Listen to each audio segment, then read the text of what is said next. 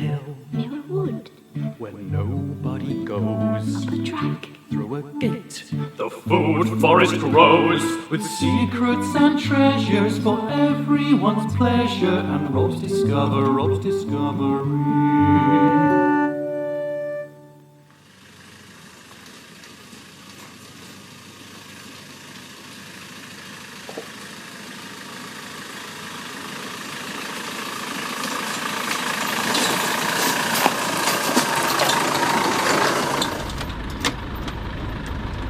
Hello.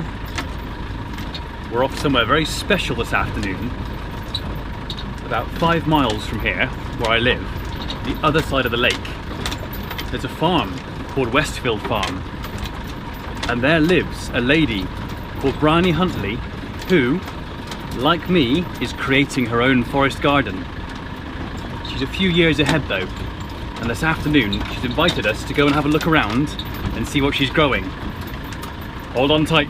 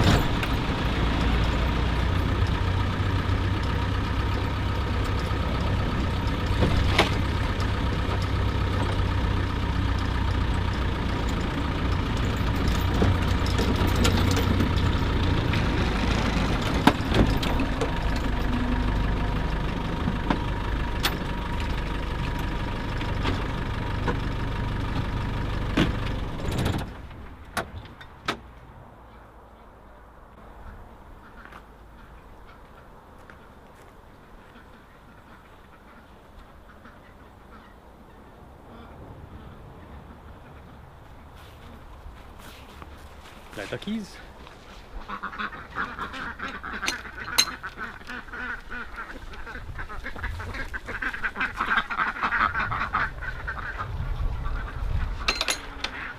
Hello. Hello, Rob. Nice to see you. You frightened the ducks. Yeah. Is it a good time?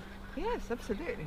What are you doing there? Cutting back this feverfew that's been very beautiful, but is now very finished, and I don't think I need very much more for next year. Oh, it smells wonderful. We don't have any headaches. Is that what you use it for? That's what it's supposed to be for, yes. Have you used it for that? I've never tried because it's quite complicated and you have to be careful, otherwise you overdo it and then you poison yourself, so it's a bit Okay, so you have to know what you're doing. balance, yes. Lemon balm's a bit safer, that one over there, with Okay. the little white flowers. See the bee? Bees love it. I've got Have some, you got lots? I've got some growing wild at the moment, yeah. Sometimes I grab bunches of it before I go out and rub it under my armpits as like a deodorant. Really? I'm not sure if it's good for me to do that, but I do it and people say I smell good. You don't so- smell horrible. Well, these are interesting because, I don't know if you know, but there are two sorts of artichoke type plants. Cardoons and globe artichokes, and it's taken me a long time to work out the difference. This is a cardoon, so this little bit that on a globe artichoke you would eat is useless on a cardoon. You can see it's very prickly. But it does turn into the most beautiful purple flowers that the bees love, so I leave it for that reason. But I have planted another couple of globe artichokes, because I had some a couple of years ago. I don't think they're quite as hardy in this garden. Is that those over there? No, those are the same as these. The globe artichoke is a much smaller plant. It's coming through up there. We'll do it Yeah, if we go it's round okay. that way. These are all currants and things, black currants, red currants, we've had all those, big good crop. Comfrey I grow because it's a great nitrogen fixer, so it's good for the soil and the chickens love it. So I cut armfuls for them and they eat every scrap. It's incredible because it's prickly leaves. Yeah, I've got lots of comfrey. Yeah. It's sort of, I can't stop it growing. And Does it seed? I I don't know, I never let it get that far. I usually, after the flowers go, I cut it down to the ground and then it grows up again. I do what you say, and all the cuttings I take from it I soak in a bathtub of water and use that as a super feed to put on my plants. Yeah, And it stinks, but it does very well. Well, they all stink, yes. I did nettles this year and it was pretty unpleasant. But it works, 1 to 10 or something. Don't rub that under your armpits. No, probably not. So, crab apples, they're yellow crab apples. More than ever, that's a good sign.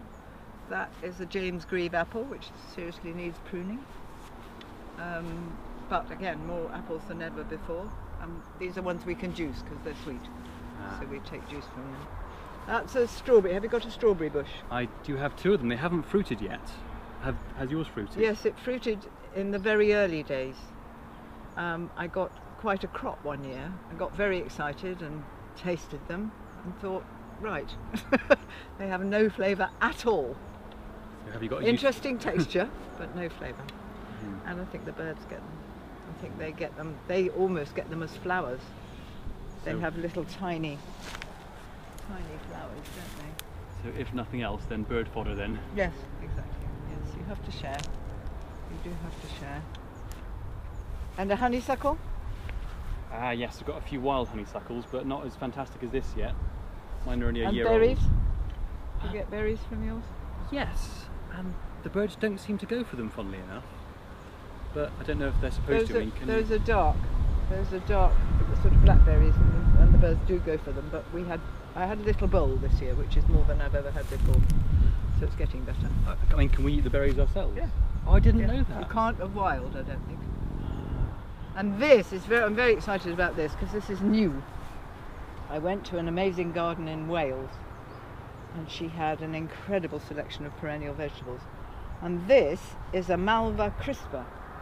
So this mallow, which is just a common mallow, you can eat the flowers, you can eat the leaves when they're new, and it's a nice little salad vegetable. But this is a Malva crispa. Goodness knows what they've done to the leaves. But the idea is that you pick the leaves probably in the spring. I think they'd probably be bitter now. And then she says you just put a little filling in the middle and roll them up and bake them like vine leaf. Sounds pretty simple. It does. Just my kind of thing, really. Exactly. I think that's rather fun. And they're very pretty. And you know who hasn't got them. Not a sign of sluggery. Sluggery, He who must not be named.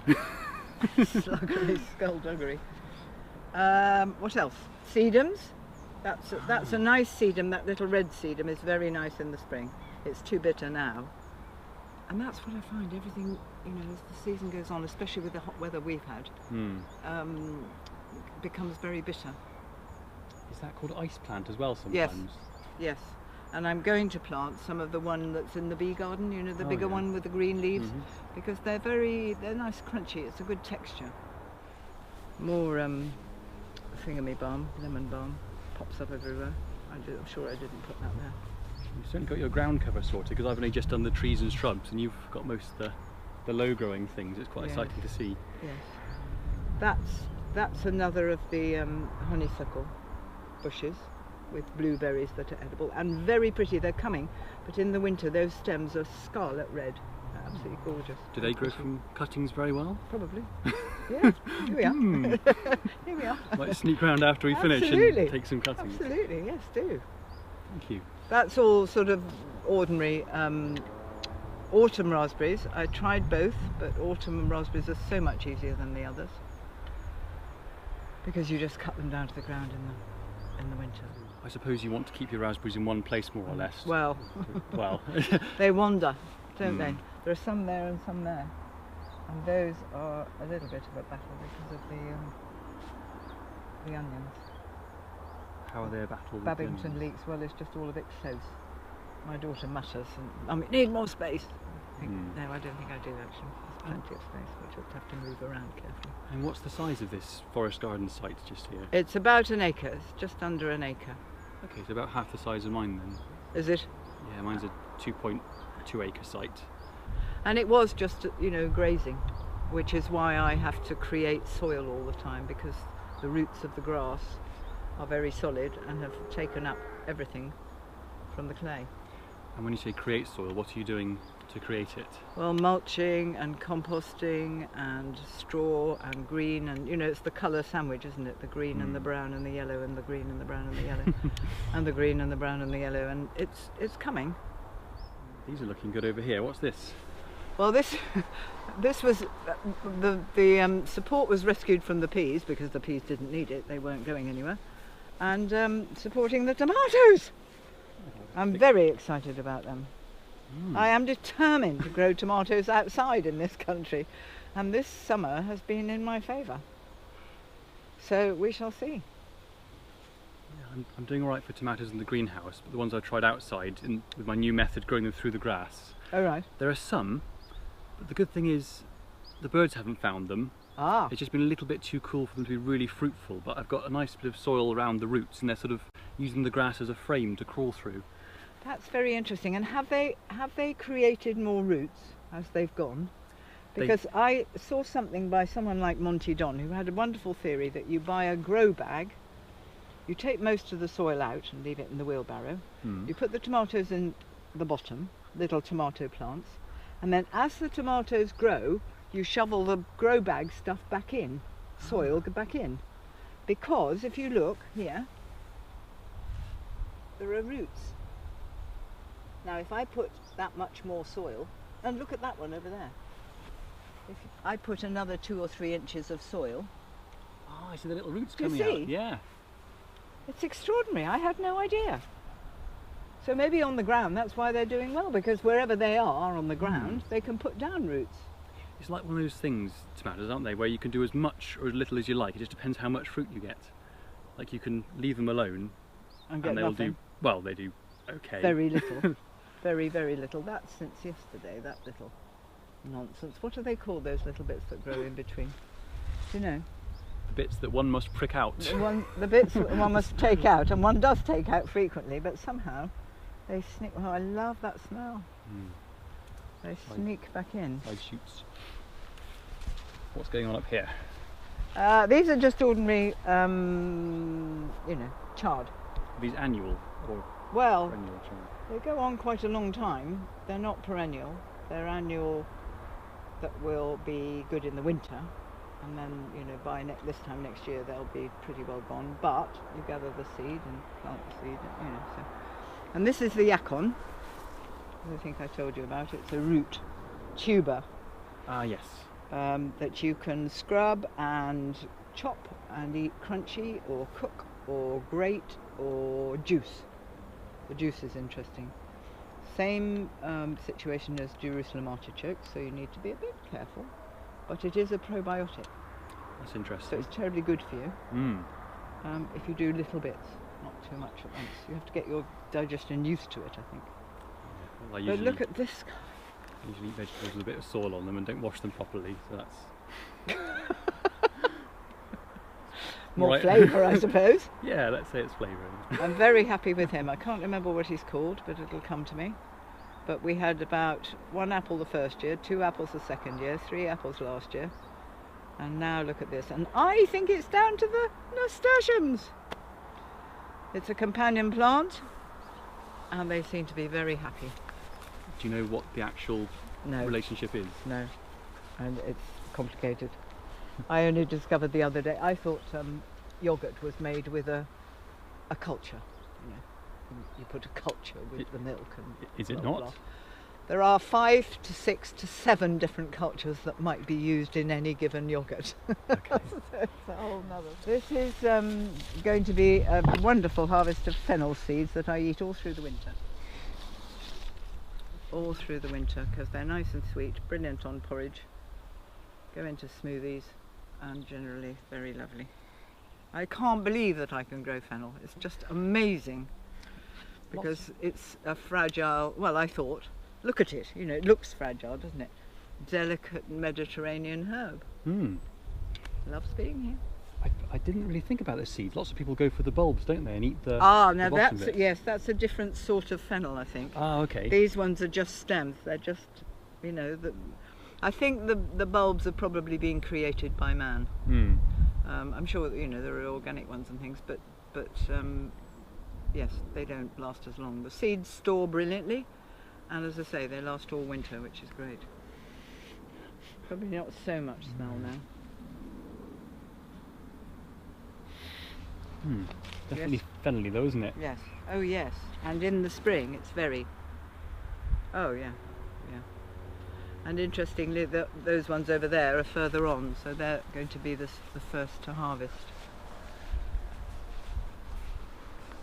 Yeah. And this is St. John's wort that I put in last year, which is a wonderful herb for all sorts of things, and it's sort of cure-all, really. It does all sorts of things. Is that the one with the fluorescent yellow sap in its Yes. stem that you can in rub the on leaf. warts? Yes, and if you put it in alcohol, it goes pink. You probably can't see. Can you see through it? I can with my eyes, not with the camera so much. So- Tiny, tiny little pores, and it's not holes. It looks like holes, but it's not holes. It's little tiny sacs of oil. So it's getting the oil out that you want to do for the medical uses. Can you see them? There we go. That's the money shot. Do you think you got it? Yes. Oh, well done. Beautiful. So those are little droplets of oil in there. Yes, and that's what you extract. Ah. And that's what's so healing, especially if you have a broken heart, apparently. Oh, Yeah, always useful to know what to do about a broken heart. right. This is very lovely. Have you got a snowbell tree? I do. It's not done anything yet. Well, there's I mean- a snowbell bell. I mean, it's growing, but it's not. It's, I'm sort of rather mixed about, you know how Martin Crawford waxes lyrical about all these things. And although I think it's exquisitely beautiful, but he says you pop these into salads and they're deliciously crunchy, but it's another thing that may be deliciously crunchy but has no flavour. So don't get excited about that. This is a marvellous crop of rocket seed. Ah, beauties. The rocket was lovely for a while, but then we had a heat wave, and I've now got a wonderful crop of seeds. So again, if I harvest them, my lovely 93-year-old friend will come when it's seed saving time and sit at the kitchen table saving seeds for me. And is this the famous? It's a Caragana, something like that. I thought it was a Siberian pea tree. Maybe that's its proper name. Well, that's its common name. Maybe you know the Yes. Latin. I'll soon be able to tell you. But I don't see any peas. Do you? It's because the leaves taste like peas, I thought. Oh, do they?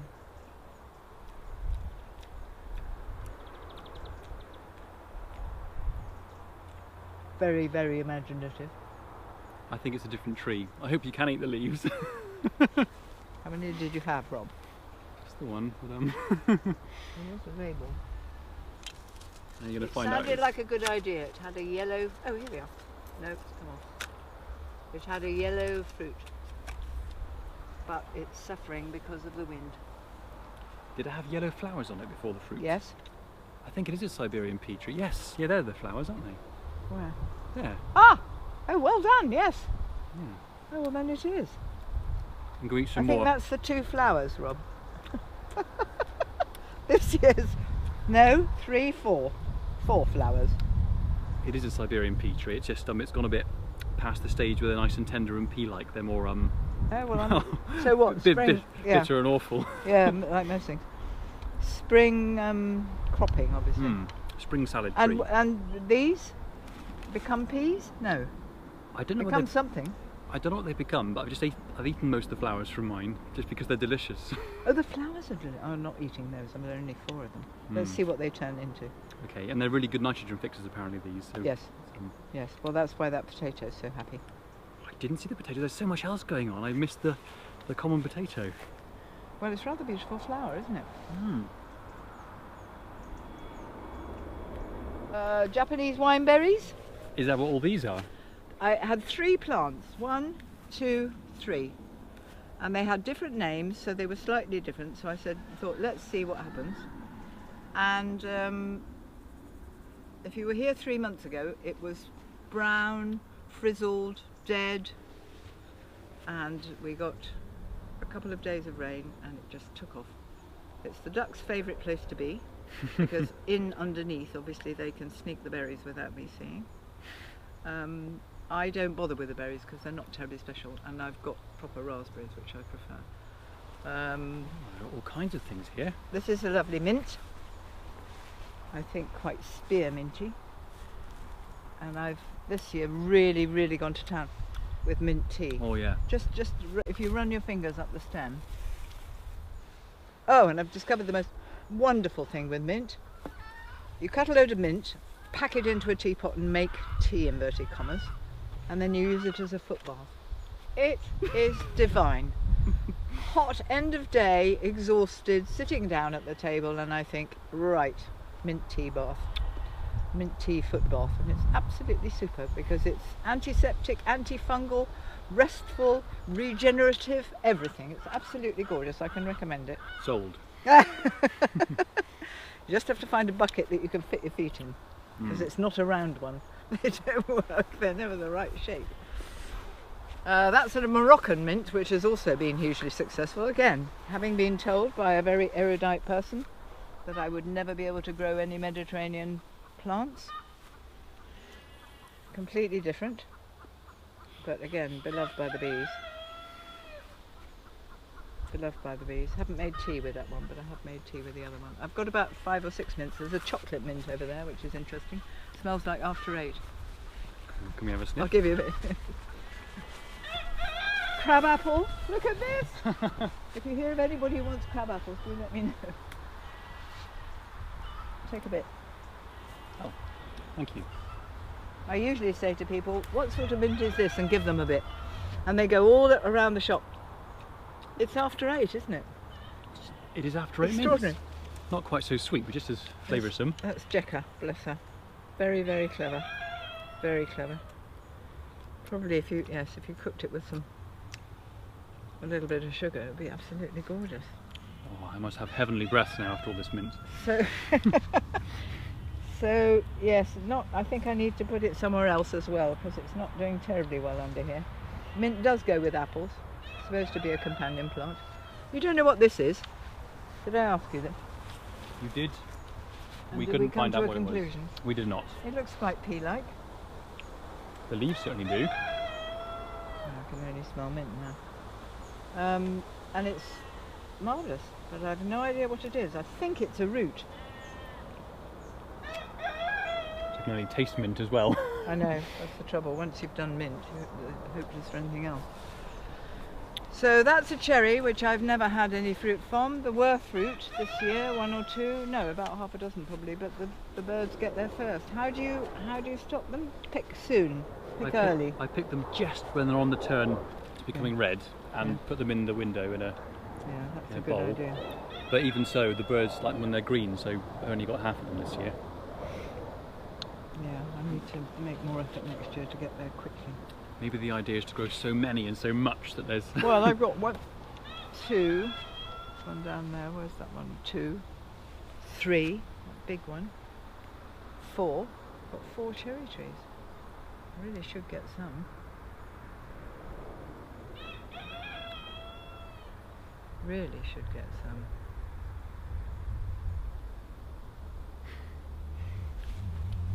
Pumpkin. Mulberry. Thank you for the tip about the courgettes. No, not the courgettes. They're squashes. Pumpkins. Oh, squashes. Yes, they're winter squashes because they store well. And I just store them in the barn and live on them.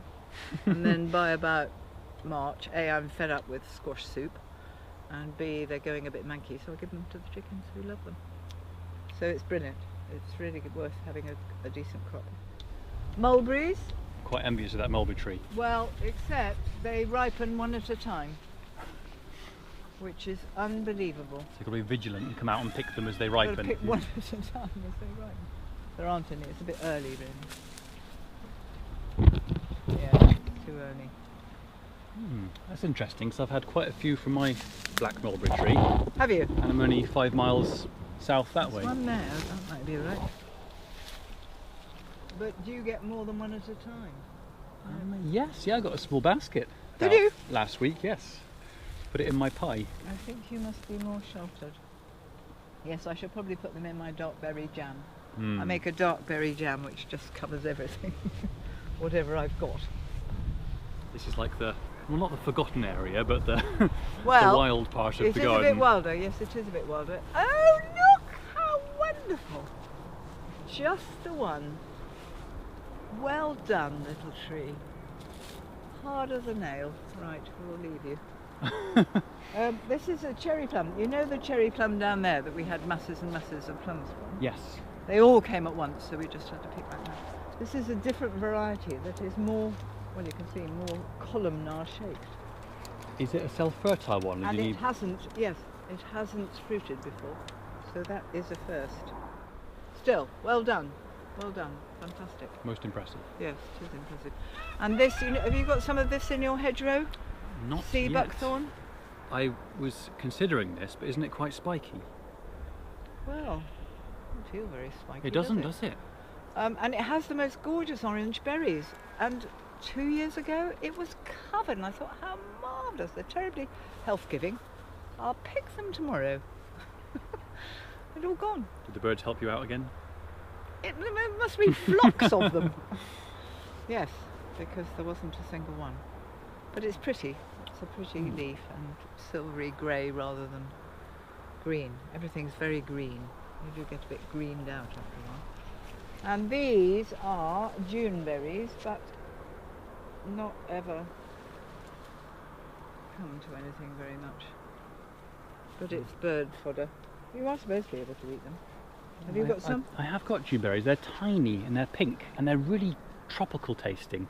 Oh gosh! I'm interested in. Much warmer than me.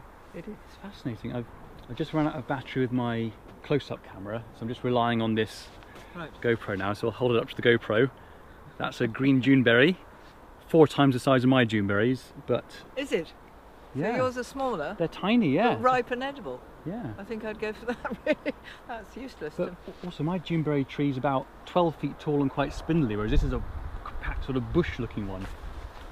Well, I put several together.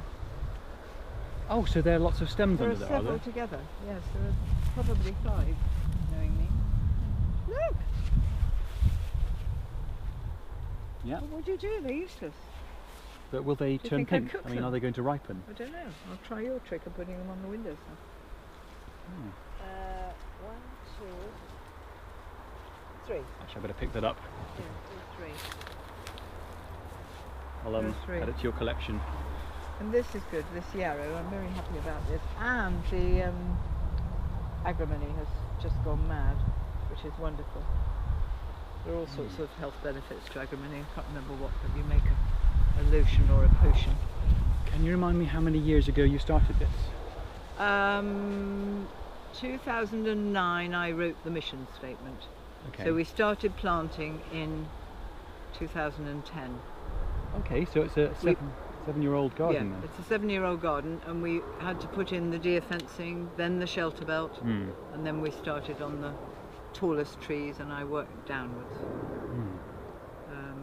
So yeah. Yeah, you've got 4 years. 7 years. 4 years on me then. Yes, which is interesting. I went to see a garden that was 3 years ahead of me when I was starting out, and she'd just done it in a completely different way, which was fascinating, because she didn't have any pathways. So it was actually extremely difficult to manoeuvre around and have a look at the plants. It can be So tempting it was just an interesting lesson for me, because I thought if I want people to come and see, you've got to have pathways. And you've got to have pathways wide enough for there to be more than one person. and access tracks to the things you're going to pick at different times. Yes. More lemon balm. Is that intentional lemon balm? That one I put there. But I think I only had 2 originally, and there must be at least 5 or 6 by now. So yes, this is nut area. So this obviously is a hazelnut of some sort. They're not necessarily wild hazelnuts, cob nuts and different sorts of hazelnuts. Do you get squirrels in here helping you pick them Yes, as well? 2 baby squirrels who are very sweet and very, very naughty. Know some people like that as well. Yes, they it's that balance, isn't it, of getting there just before they do, because you don't want them before they're ready, but they seem to know exactly when they're going to be ready, and they get in here pretty fast. So try and follow them and see where they bury them, so they can do all the harvesting for you, And Well, you can that's just a thought, dig yes. up their stash. If I could put some sort of chip on them or something so that I could, you know, on my mobile, follow them around the forest garden. The and squirrel's work out where they tracking were app. going. Yes, yes! Give it There a you are. year. Make a fortune. Make a fortune. Rose hips. Oh, look at the size of those hips. Will be rose hip syrup, which is good stuff. That is an early fruiting apple, which obviously isn't going to do anything at all this year. Must be sulking. But that little one there, because they do like being near roses, that little one there seems a bit happier. That's what's nice. I'm always so happy when I find a plant that isn't green, you know, because it's lovely, and they are all different greens. Makes it more pleasing to the eye to walk around them. Yeah, That's a good alliterative name, isn't it? A Kentish cobnut. yes, it sounds quite. There we are. I hope that they're hidden. You can see they're very beautiful.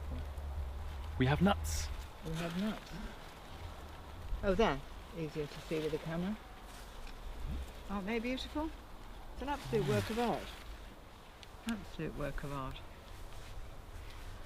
So, what else? Autumn olive. Yeah, We talk Eleagnus. about that. Yes. Yeah, If we go through this way, it's spreading. I'm interested to know what kind of autumn olive you have, because I've got a couple of kinds of Eleagnus. There's one Umbellata. Eleagnus umbellata, that's right, and I've got one called Eleagnus multiflora, Oh right. and the umbellata is doing very, very well. It's a deciduous one, isn't it? Is it like that? Yes. It is like that, yes. And the bees love the flowers, and the berries come in the autumn when they're supposed to, as the name suggests. Well, there aren't berries. There were lots of flowers. I've got a feeling there are creatures that eat flowers, you know? Not sure what this one is. It might be very strong. My palate's been obliterated by all the mint that I've Oh, eaten in the yummy. last few minutes.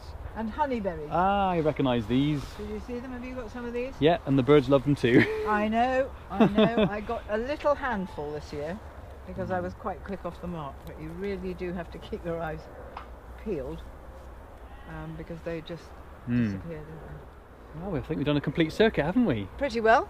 Well, Pretty well. thank you very, very much. Not at all. That's something to aspire to with my garden. Well, I want to see your garden, so I shall come and see your garden. Very, very welcome to. Yeah, it'd be great. All right, I'm probably going to walk around now and do the close-ups that I've missed, Okay, and I'll come and say hello lovely. before we go. I've You've got your some carpentry class in a Carpentry minute. class coming. Okay.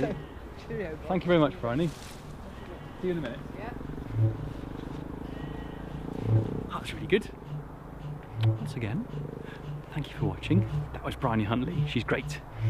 And yeah, see you soon.